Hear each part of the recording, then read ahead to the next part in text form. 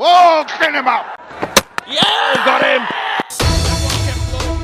একের পর এক হার মেগাস্টার শাকিব খান। ঢাকা ক্যাপিটালস দল টানা 4 ম্যাচ হেরে গেল। কেন জয়ের দেখা পাচ্ছে না, কেন ঘুরে দাঁড়াতে পারছে না, বিস্তারিত থাকছে এই সম্পূর্ণ ভিডিওতে। তাই সবাইকে এই সম্পূর্ণ ভিডিওটা না টেনে দেখার জন্য বিশেষভাবে অনুরোধ করা হইল। এখন মেন কথা হচ্ছে যেটা, মেগাস্টার শাকিব খানের ঢাকা ক্যাপিটালস দলটা কিন্তু গোছানো আছে, সব দিকে প্লেয়ার দেশি বিদেশি সব কিছু কিন্তু একদম আছে সাজে গজে। তারপরও ঢাকা ক্যাপিটালস টানা 4টি ম্যাচ কেন হারলো? মেগাস্টার শাকিব খানের কিসের এত ঘাটতি রয়েছে দলে?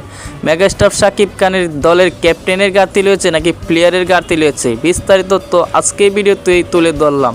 কারণ আপনি বিপিএল এখানে 7 দলের মাঝে প্রথম রক্ষক দিয়ে যদি তাকান খুলনার দিকে, খুলনার প্লেয়ার লিস্টে না আছে আহামরি দেশি প্লেয়ার, না আছে আহামরি বিদেশি প্লেয়ার। তারপরও টানা 2 ম্যাচ জয় দেখা পেয়ে গেল, ব্যাক টু ব্যাক 2 ম্যাচ জিতে গেল। কিন্তু এইদিকে ঢাকা ক্যাপিটালস দলটা কিন্তু দেশি বিদেশি প্লেয়ার তারকা খুবই ডেঞ্জারাস, তারপরও তারা কেন জয়ের দেখা পাচ্ছে না? কিসের এত ঘাটতি? আরেকদিকে যদি আপনি রংপুরের দিকে তাকান, বর্তমানে রংপুর পয়েন্ট টেবিলে 1 নম্বর স্থানে আছে, টানা 5 ম্যাচ জিতে গেছে।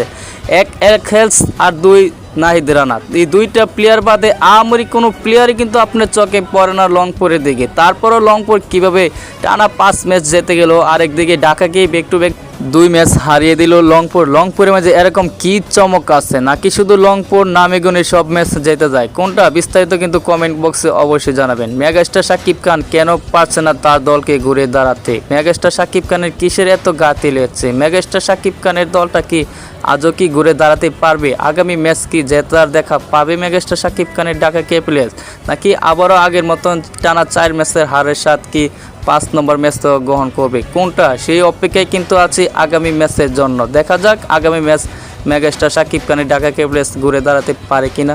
তো যাই হোক, তারপরও আপনাদের কি মতামত সেটা কিন্তু অবশ্যই কমেন্ট বক্সে জানাবেন। আর ভিডিওতে একটা লাইক দিয়ে চ্যানেলে নতুন হয়ে থাকলে চ্যানেলটাকে প্লিজ সাবস্ক্রাইব করে দিয়ে পাশে থাকা বেল আইকন বাজিয়ে দিবেন পরবর্তী ভিডিওর আপডেট পাইতে।